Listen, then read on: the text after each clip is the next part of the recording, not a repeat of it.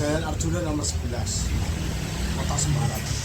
Di sebelah saya sudah ada narasumber kita, yaitu dengan Bapak Wanto sebagai pemilik usaha fotokopi ini. Di sini saya ingin mencari Bapak seputar dengan usaha yang sedang Bapak dijalankan untuk penyaluran petanya. Ini nama fotokopinya apa ya, Pak? Fotokopi Indojaya. Fotokopi Indojaya. Terus tahun berdirinya Tahun 2019. 2019. Ini usaha yang ditawarkan apa ya, Pak?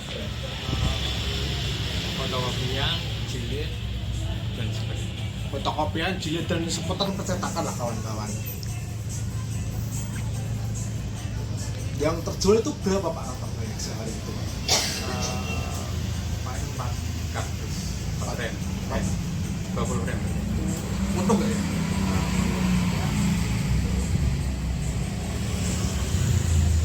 Terus jam operasinya itu dimulai jam berapa saja? Jam 7 sampai malam.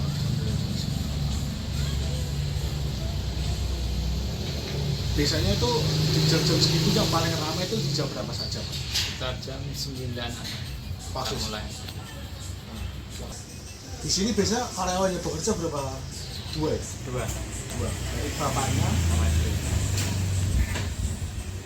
Biasanya cara manajemen itu gimana waktu manajemennya? Apa bapak semua, apa ada istrinya juga? Ya saya sama istri. Bapaknya sama istrinya. Ini adalah cabang usaha, apa usaha utama, Pak? Usaha pertama. Usaha pertama. Apa tantangan yang dihadapi saat membuka usaha ini, Pak? Satu ya modal juga. Modal ya. Kalau tentang apa kayak persaingan gitu gimana, Pak? Kalau persaingan nggak terlalu. Nggak terlalu ya. Alhamdulillah lancar ya. Cara apakah ada bapak membuka niatan usaha cabang yang lain, Pak, selain di daerah sini? Karena di Pati. Di Pati ya? Pak, saya jadi Pati, Pak. Wah, betulan nih, Pak. Tapi apakah ada promosi lain, Pak, yang dilakukan oleh Pak usaha fotokopi Bapak ini? Makasih, Pak, atas itunya pada Bapak. Mantap. Itu saja yang telah kami dapatkan. Wassalamualaikum warahmatullahi wabarakatuh. Oke, jadi saya di sini sudah bersama dengan Mas siapa? Satria Pradana. Dari mana, Mas? Saya owner titik 2 Kotak Studio. Masnya bekerja sebagai apa? Saya selama ini kerja di freelance designer, Mas. Sebagai freelance designer. Jadi Masnya udah jadi seorang freelance designer tuh kira-kira udah berapa lama? Kalau tahun pastinya sih ya apa nih? Kalau freelance designer tuh mulai apa ya? Berkata tuh dari SMK. Tapi kalau udah dalamin desainnya dari SMP. Oh, udah cukup lama banget Iya. ya berarti. Jadi dari freelance designer ini selama kurang lebih 3 tahun ini ya? 3 atau 2 tahun ini ya? Iya 3 tahun ya. Iya. Udah bisa menghasilkan uang dari bidang ini tuh dari kapan gitu bisa mulai? Oh, mulai menghasilnya sih dari SMA sih, Mas. Mulai SMK itu saya mulai menghasilkan. Terus produk apa gitu kira-kira yang Mas tawarkan sebagai seorang freelance designer? Freelance designer kan saya dari mulai desain stiker, desain poster, desain kaos, keperluan kantor, desain itu banner, flyer, banyak. Tapi di satu sisi saya juga nyediain hasil cetak juga. Jadi cetaknya juga ada. semisal orang desain saya tuh bisa langsung cetak gitu loh. Saya nawarin jasa juga gitu. Terus dari produk-produk itu tuh setiap harga produknya ditawarkan dengan harga berapa? Kalau saya desain ya, Mas. Iya. Kalau desain saya mulai dari 50 sih, Mas. Untuk desain. Ya, tapi nanti penyesuaian lagi tergantung kesulitannya gitu pembuatan. Itu maksimal bisa sampai berapa kalau misalnya penyesuaiannya lebih tinggi lagi? Mungkin kerumitan paling saya pernah banyak sih, mungkin bisa sampai 300 ke atas sampai 500 mungkin. Untuk kurun waktu pengerjaan bisa sampai berapa lama? Saya biasanya seminggu mas, seminggu supaya cari amannya. Karena dari revisi dan Iya. Terus untuk tadi kan jadi desain, kalau misalnya dari segi proses itu akan ada biaya tambahan nggak sih? Iya mas, kayak ibaratnya jasa desain sendiri, jasa produk sendiri. Tapi tergantung, biasanya saya permudah. Misal orderannya lumayan banyak, saya kurangi harga desainnya. Untuk setiap piece dari produk yang mudah jadi misal ada customer yang mereka udah punya desain dari luar, terus pengen buat cetak sama kira-kira produknya berapa terus yang Berapa begitu maksudnya? dalam artian kayak produk ini gitu nominalnya berapa Itu paling saya bayar jasa cetak doang sih dari sana ya. Kayak stiker saya mulai harga mata harga per lembarnya 15 di luar jasa desain hasil jadi dari jasa cetak doang. terus paling sering maksudnya dapat job itu yang bagian produk apa? Dari tadi kan saya ngomongin stiker ya. Ini itu stiker saya paling Paling banyak saya paling sering soalnya orang-orang paling banyak itu butuh stiker. Nomor 2 mungkin di banner sih. benar Iya, banner MNT itu. dalam segi jumlah produk itu paling banyak bisa nyetak sampai berapa? Apanya dulu mas? Ya mungkin tadi kan masnya ngomong stiker nih ya. Stiker saya paling banyak pernah dapat orderan itu 1000 pieces. Oh segitu sih. Iya, itu dari suatu organisasi lah. Kalau dari nominal itu profit apa sih yang paling harganya paling tinggi? Harga paling tinggi. Saya harga paling tinggi di situ mas apa kaos. Kaos itu lumayan tinggi soalnya kan minimal itu kan solusin kan. Jadi lumayan harganya ada lah. Terus sebagai seorang freelance designer juga, kira-kira kayak ya kita kan pasti ada masa-masa fase yang kayak ada males ya atau apa gitu. Kira-kira buat masnya waktu yang paling pas gitu, apa waktu paling strategis buat bikin sebuah desain itu kira-kira bisa jam berapa? Kalau saya mulai desain tuh biasanya dari malam mas, dari mulai jam 10 sampai pagi lah, mulai sebelum subuh itu saya mulai ada waktunya. Soalnya lagi pula kan saya pagi kan saya ada kegiatan kuliah juga, jadi nyari waktu luangnya malam itu. Itu karena apa? Jadi lebih idenya muncul gitu atau gimana? Ya lebih tinggal muncul bisa layar-layar. benar. Terus masnya ini dulu bisa mulai kerja di dunia desain ini tertariknya gimana? Saya tiba-tiba masuk ke dunia desain. Dari awal tuh saya dari kecil sih, awalnya tuh dari kecil saya memang tertarik di bidang gambar kan, tertarik di bidang gambar. Terus sempet awalnya cita-cita jadi arsitek ya. Tapi setelah didalami kok kelihatannya ribet ya, hitung-hitungan. Nah kelihatannya nggak cocok.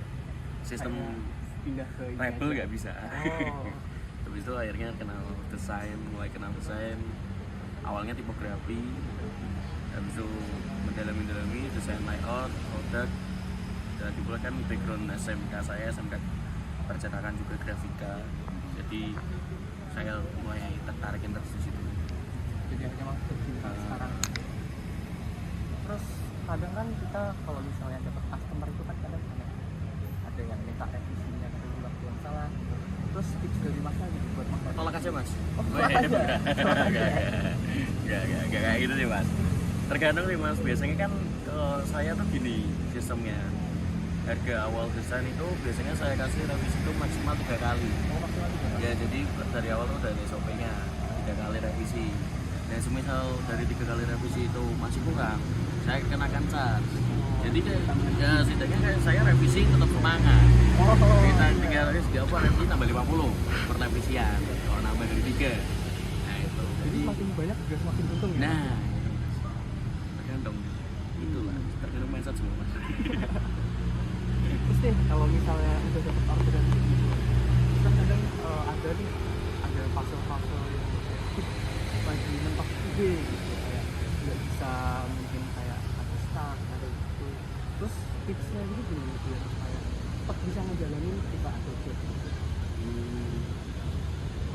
sih itu ya mas, ingat tanggung jawab sih, ingat tanggung jawab, ingat DP yang udah diterima. Nah itu kan untuk duit orang nih. Nah itu terus mungkin bisa terus sih coba itu sih inspirasi keluar itu. Kalau saya sendiri kan teman-teman saya banyak yang desainer juga, jadi saya mungkin bisa nanya-nanya ke lainnya, nanya saran, inspirasi biar bisa jadi lebih tercerahkan. Ibarat kata kan pemikiran dua orang lebih bagus daripada satu orang. Iya. Terus untuk masnya sendiri dari segi promosi, masnya biasanya gimana untuk melihat para customer? Nah ini mas, ini yang saya sebagai pelaku usaha ya juga bingung. Soalnya saya nggak punya sosial media dalam artian buat cetakan, buat yang promosi jasa saya, terus saya nggak ada. Terus iklan juga pernah. Malah kayak gini mas, kayak ibaratnya saya kayak ketemu masnya, saya ngomong masnya butuh apa, cerita gitu, udah saya mulai ngomong mulut ke mulut gitu. Nah kebanyakan customer saya tuh dari temennya gitu, temennya nah relasi itu. Misalnya punya temennya lagi dari saya. Nah itu menurut mas sendiri lebih efisien mana dari mulut ke mulut itu, dari relasi teman atau media? plus minus sih mas, kayak ibaratnya kayak mungkin dari relasi lebih bentuk keintiman ya, maksudnya keintiman tuh bisa langsung ketemu gitu. Bisa langsung ketemu, dalam ketemu tuh nanti jadi teman juga, nambah relasi jadinya. Habis itu kayak ngomong desainnya juga gampang, dia requestnya apa, saya gampang plus minus, tapi yang minusnya itu nggak pasti kayak beda sama yang punya media. Terus untuk kadang kan ada beberapa yang nggak bisa benar-benar nangkep ide dari seorang customer yang mau customer maunya apa kan, mungkin kita kayak gimana sih maunya. Nah cara mas menyikapinya itu gimana gitu? Biar bisa nangkep apa yang customer mau gitu. Biasanya sih kalau saya tuh ngadu mas, apa customernya jadi kayak gimana ya, subtopik gitu, dia kayak punya pinginnya apa, kita pola dulu nih dia pengennya apa. Misal kok dari situ dia belum kena tujuannya apa dan apa, pengen bawain misalnya desain dinner ya buat makanan, dia pengen nampilin makanannya pengen cerah, warna terlihat apa point of view banget itu, apa ibaratnya eye catching ya gitu. Meskipun apa kita belum nangkep nih, ternyata berbuat salah, dia customer minta revisi, kita mungkin dari saya minta contoh sih mas, kayak dia pengennya kayak gimana sih, ada referensi ya. Dari desain-desain kan banyak kan, udah brand-brand lain, udah di scroll IG kan banyak, tinggal screenshot kirim ke saya, mungkin bisa saya ATM, amati, tiru dan modifikasi. Terus nih, ini pertanyaan terakhir nih. Menurut mas kira-kira tips apa nih yang bisa dibagi untuk orang-orang yang kira-kira tertarik ke bidang yang sama kayak mas di dalam desainer? tips juga ada sih mas. Ibarat kata tuh desain tuh semua orang bisa pelajarin ya. Dari mulai tekniknya penguasaan software itu bisa dipelajarin di YouTube. Nah kalau masalah cetakan itu mungkin enggak gimana ya, banyakin ngomong sih, banyakin relasi. Nah itu jadi gimana ya, nggak cuma bisa desain doang, jadi harus diimbangi juga. Ibaratnya kalau desain itu bisa pelajarin, tapi untuk pemasaran nggak semua orang bisa. Kadang ada yang bisa melakukan desainnya tapi mereka nggak bisa nah iya, jadi kira-kira tipsnya itu saja. Iya sih, ada yang lain lagi enggak ya, masuk pemula mas. ada pesan-pesan nggak nih kira-kira buat orang yang tertarik sama dunia pesan ya, biar semangat gitu ya. Saya jadi orang desain desainer juga. Ada. Gimana? Jangan ngomong desainer kalau masih pakai Canva mas. Gitu mas. Coba desainer pakai Canva gak guna. Minim Corel. Minim Corel. Karena udah ada template-nya semua. Iya, gitu ya. percuma bener. Tapi ya saya pakai sih. Mas sendiri juga pakai olahan ini. Dikejar deadline revisi baiknya Canva. Tanpa, karena sangat membantu di kala kepepet. Iya, Canva saya kan pro. Oh gitu. Belinya di mana mas kira-kira? Gratisan mas. Tolong. Oke, kerjakan. Oke, kira-kira itu aja mas pertanyaan dari kita untuk wawancara kali ini. Oke, Terima siap, kasih Mas. sudah meluangkan waktunya. Oke, sama-sama. Jauh-jauh datang ke sini. Iya, latihan bareng mas. Oh iya iya.